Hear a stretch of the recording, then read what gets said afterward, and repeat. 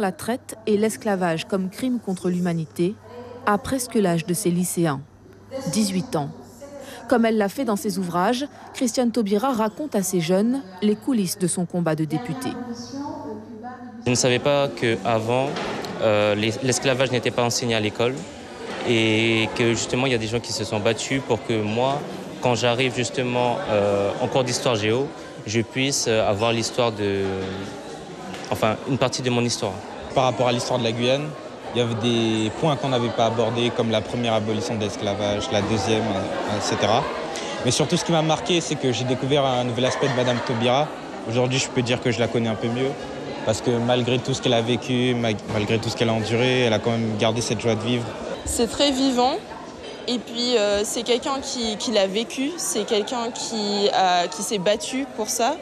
Du coup, quand elle nous parle, en fait, ça nous parle. On se sent emporté dans ce qu'elle dit. Ce qui captive aussi, ce sont ces détails oubliés des livres d'histoire pour entretenir la grandeur de la France. J'ai pris ces deux exemples de Colbert, qui est surtout transmis comme grand personnage d'État, ce qui est vrai, comme concepteur des manufactures françaises, ce qui est exact, mais qui a été aussi à l'origine de l'élaboration, de la rédaction du Code noir de 1685. On enseigne évidemment les épopées napoléoniennes, on oublie de préciser que Napoléon a rétabli l'esclavage. Donc il s'agit simplement de montrer la diversité, la complexité de certains personnages, la diversité de ces personnages et de s'interroger parfois aussi d'ailleurs sur leur présence dans l'espace public. Si les cours sur l'histoire de l'esclavage sont aujourd'hui une réalité, Christiane Taubira considère que les situations sont très disparates en fonction des territoires.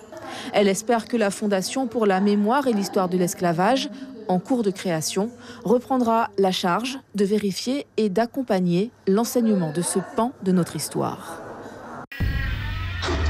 Suivez l'info sur Guyana Première, télé, radio et Internet.